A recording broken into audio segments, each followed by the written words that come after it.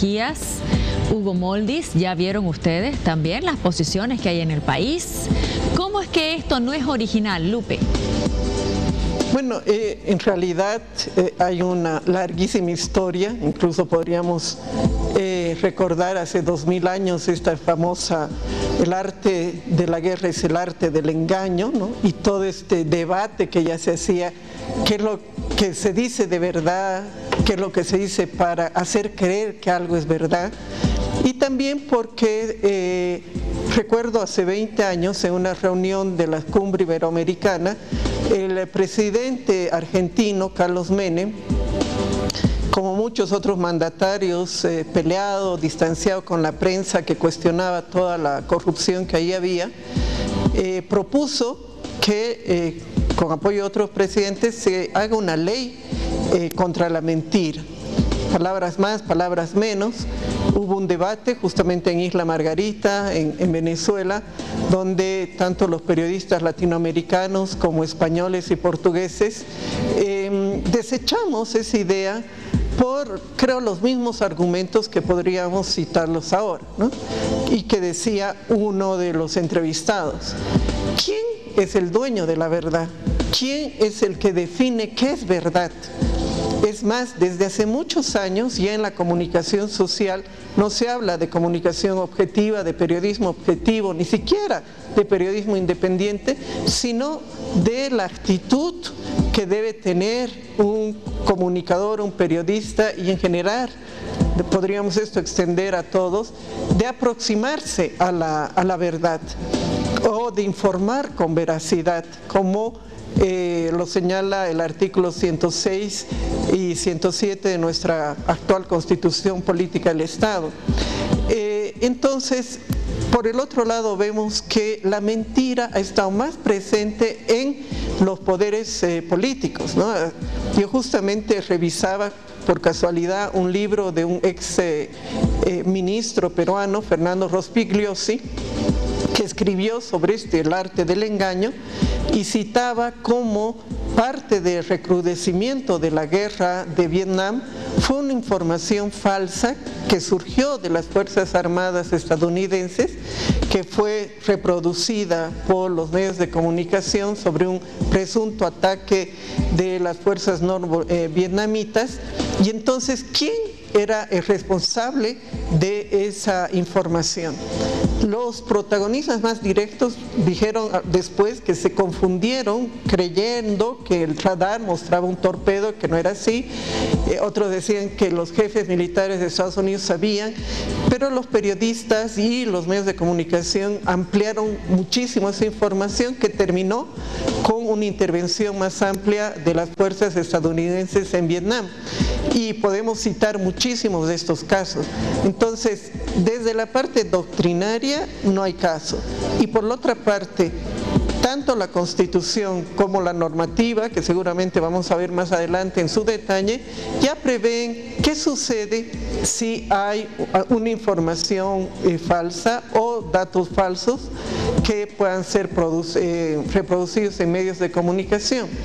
Pero además esta ley de la mentira aparentemente quiere abarcar a más instancias, y ahí es donde tendremos todavía muchísimos más problemas y obstáculos que la harán imposible.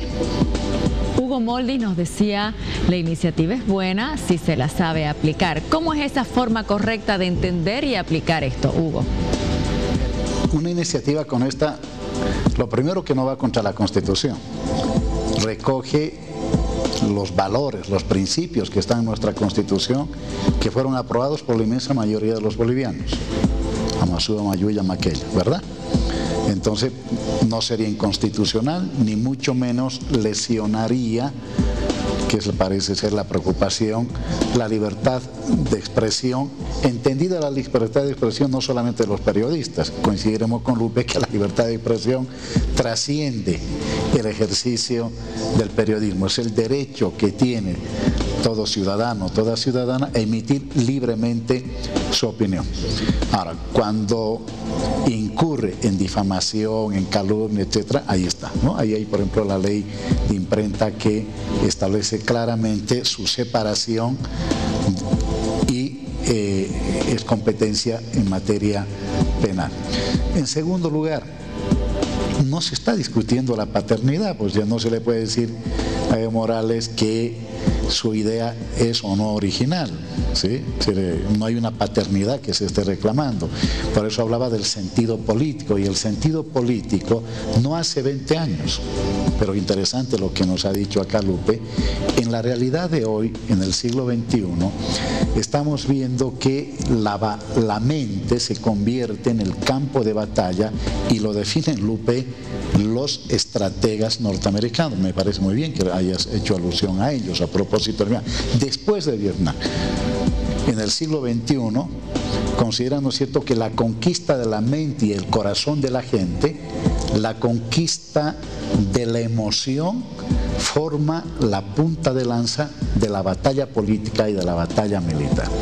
En el caso nuestro podríamos decir que la mentira utilizada para desestabilizar gobiernos, para generar sabotajes y conspiraciones en las condiciones del siglo XXI, que no se hacen de la misma manera que en el siglo XX.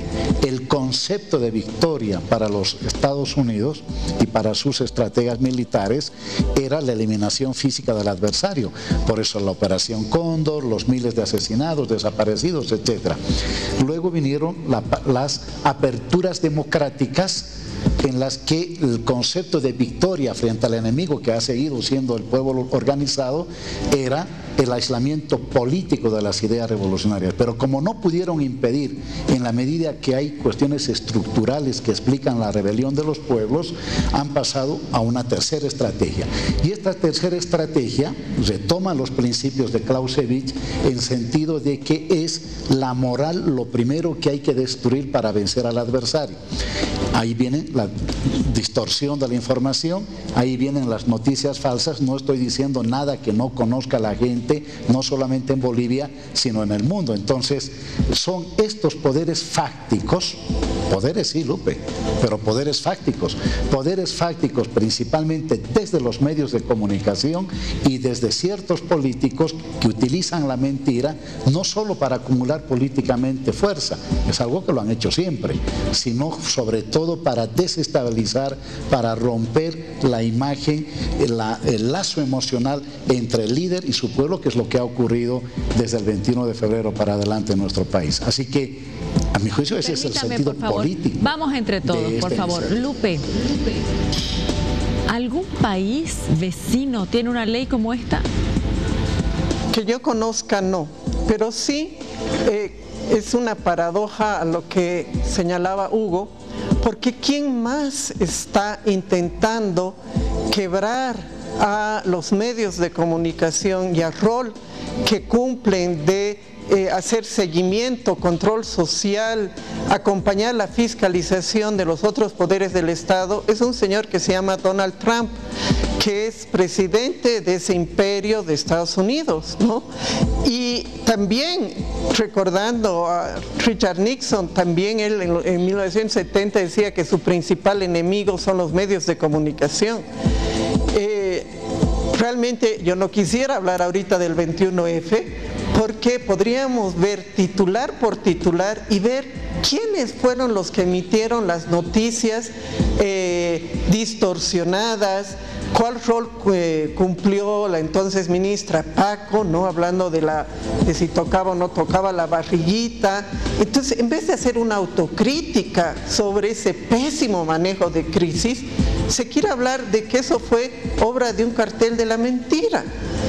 Y ahí yo creo que hay como un autoengaño en el gobierno para pensar de que hay un poder muy grande intentando desestabilizarlo. Quizá esa desestabilización mayor viene de sus propias contradicciones internas, de su falta de política de comunicación social. Yo soy una persona que compra cambio, que trato de leer AVI, y ya lo he escrito en más de una ocasión, cómo estos instrumentos de comunicación son utilizados para la confrontación o para repetir discursos, y no hacen seguimiento de lo mucho que hace este gobierno a favor de diferentes sectores. ¿no? Entonces tenemos un Ministerio de Comunicación y una vocera que solo sale para confrontar o para hacer algún desmentido, no sale para comunicar. Entonces no es un problema de la prensa ni es un problema del ciudadano. Ahora bien, coincido totalmente con Hugo que estamos en un momento en general en el mundo complejo. La Unión Europea no sabe qué va a hacer con el Internet, no lo supo hace 20 años, 15 años cuando empezó este poder virtual, y tampoco hay instancias que sepan qué hacer con todos los excesos de las redes sociales. Es más, en Francia y en Alemania se está discutiendo a ver qué se puede hacer que no limite la libertad de pensamiento, la libertad de expresión, pero que al mismo tiempo no cause estos desórdenes que los hemos vivido, sobre todo en las campañas electorales, tanto en Europa como en Estados Unidos. Mucho se habla del imperio y su intención de controlar la mente y de controlar la información, pero quienes han ejercido peor esas instancias han sido los gobiernos estalinistas. Todo lo que hacía desde, sobre todo fines de los años 20, Stalin y luego los otros gobiernos bajo su tutela para controlar la información, para controlar la mente, incluso utilizando métodos muy censurables, aprovechando técnicas psicológicas, en fin. Por eso es que esto es un asunto que solamente nos va a llevar a situaciones más complejas y yo incluso temo que sea un boomerang si esto avanza. La Constitución, alentada, impulsada por el MAS en la parte de comunicación social, logró un consenso con diferentes expertos y con los gremios de los periodistas, tanto que ha sido citada en muchos foros como ejemplo, porque prevé, primero respeta nuestra ley de imprenta, que está lista para determinar los delitos de imprenta y sus posibles sanciones, nunca corporales obviamente, y la autorregulación que tienen los medios, los sistemas que existen. Hemos luchado y seguiremos luchando para que existan tribunales de ética independientes, capaces de ver nuestros propios errores. Y yo personalmente siempre he sido muy autocrítica. Ahora mismo estamos conversando de un caso que muestra que hay desequilibrios informativos, que falta calidad en nuestros medios, pero esto no se va a solucionar ni con censura, ni con la amenaza de nuevas leyes o con artículos que se introducen casi de contrabando en distintas normas para ir cercando la posibilidad de una información absolutamente libre e independiente, pero sobre todo con responsabilidad. Demos chance a la gente a ver en sus casas.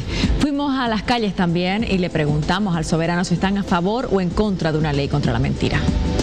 ¿Usted está a favor o en contra de que en Bolivia exista una ley contra la mentira para castigar a autoridades y medios de comunicación que mientan? Sí, o sea, no, más bien a favor que castiguen a las autoridades que mientan. ¿Por qué? Porque ellos son pues ejemplo, ¿no?, para nosotros, para que nosotros también nos portemos bien. Entonces ellos como autoridad más bien tienen que dar ejemplo. La idea, para empezar tienen que empezar por el MAS, que son los que mienten más. Claro, estoy en contra de eso. ¿Por qué? No, si el presidente mismo miente todo, ¿no?, y quiere poner esa ley. Sería muy importante, o sea, con tantas cosas que se ven ahora en nuestra sociedad, en nuestro país, sería muy importante que se aplique esa ley. Habría que analizarlo, ¿no?, porque la mentira pues nunca es buena, ¿no? Pero también me parece que ser tan severo también no es nada bueno, o sea, hay que analizarlo. Eso no está muy bueno, ¿no?, porque desde un punto de vista siempre lo que es la prensa, todo eso siempre tiene algo que sea libre, pues, ¿no? Los pensamientos, en todo tenemos libertad de pensamiento, digamos. Sí, claro que sí, debería haber. ¿Por qué? No sé, por qué no deberían mentir al pueblo, ¿no? Sí, estoy de acuerdo, pero primero hay que dar el ejemplo, ¿no?, para hacer una ley, pienso que tiene que haber, las autoridades tienen que ponerse la mano al pecho y decir que empiezo yo a no mentir al pueblo para que yo implemente una cosa cierta, ¿no? Y yo pienso que las cosas hay que empezar en casa. Sí, porque bastantemente hay a veces la gente miente, mentimos, no decimos las verdades a veces. Hugo, ¿quién es el proyectista, por favor? ¿Hay alguien que esté haciendo el proyecto de ley? No creo que exista todavía un proyecto de ley. Creo que lo ha señalado, además de eso, la presidenta de la Cámara de Diputados, Gabriela Montaño. Es un tema complejo, yo lo veo muy difícil en términos de materialización. Por eso decía, prefiero leerlo desde una perspectiva política en el sentido amplio, porque yo quiero decirle a Lupe que el caso del imperio no es una abstracción ni una categoría de metafísica en América Latina. El imperio es una realidad en América Latina, lo ha sido. Tú has escrito cosas sobre en Centroamérica, por ejemplo, en los procesos de los movimientos de liberación nacional, operación, es una realidad, operaciones psicológicas. Ahora bien, ¿qué relación tiene eso con los políticos y muchos medios o periodistas hoy? Lo que pasa es que la mentira es censurable desde siempre, debería serlo por lo menos, pero al periodista y al medio, digamos, pero también a quienes son autoridades políticas, tienen una responsabilidad mayor que el ciudadano común. Y en la política y en los medios, Lupe, Jimena, yo pienso que debemos volver a discutir para restablecer la ética en la política, pero también la ética en los medios, ¿sí? Antes se discutían ideas, por muy apasionadas que sean. Hoy a veces discutimos sobre la base de las mentiras, ¿sí? Mentiras que además de eso hay medios que toman de las redes sociales. Ramonet hace una reflexión sobre eso, en el sentido de que a veces por competir con las redes sociales, los periodistas no tienen la pausa suficiente para reflexionar sobre un hecho, lo informan rápidamente o lo escriben o lo dicen por la radio o por la televisión, y a veces podemos estar ante un hecho que no es un hecho objetivo ni nada político, sino ante una mentira. Y pasa lo mismo a veces con quienes hacen política. Entonces, desde el punto de vista amplio, más de pensar si esto tiene un objetivo o no, de acallar a la prensa, de acallar a la oposición, creo que más desde una perspectiva más amplia, no me parece mala la idea. Ahora, ¿cómo se construye eso? Yo, Lupe, a propósito de la autocrítica, siempre he sido partidario que la ley de imprenta sea modernizada por los propios periodistas. Es decir, parecería que la realidad en la que se inscribe la ley de imprenta es la realidad de ahora, cuando todos sabemos que ya no es la realidad de ahora. ¿Se trata de ir atrás? Por supuesto que no. Es sobre la base de lo que dice la ley de imprenta, mejorarla, por ejemplo, mejorarla, ¿no? Pero permítame, miedo, Hugo, por favor. Hay criterios muy conservadores. Bien, Lupe, tengo un minuto para su respuesta, por favor, y esta es mi última pregunta, tengo otros invitados. ¿Y por qué no confiar en la inteligencia del soberano? Es decir, el soberano no va a votar por el candidato mentiroso, por la autoridad que mintió, y tampoco va a leer, tampoco va a escuchar o tampoco va a mirar medios de comunicación que son mentirosos. ¿O es tan tonto el soberano que no lo puede detectar por sí mismo? El medio de comunicación logra su prestigio a través de intentar aproximarse a la verdad. No es posible lograr la verdad, pero sí tenemos las herramientas a través de las fuentes, los documentos, la consulta, la reflexión, el hecho de usar más sustantivos que adjetivos que nos aproximen a la verdad. Y creo que el resultado también lo dan las encuestas. ¿Por qué el 75% de la población boliviana cree sobre todo en los medios de comunicación? Sin embargo, también insisto en la necesidad de ir perfeccionando, de que el soberano aproveche estas instancias de los tribunales de ética, etcétera, para poder lograr que los medios también se autocritiquen, que se usen defensores del pueblo, que haya mecanismos para controlar. Pero este es un tema, como usted muy bien lo planteaba al inicio, Jimena, que abarca muchísimas más otras aristas. No creo que sea posible una ley contra la mentira y veremos qué dice el tiempo.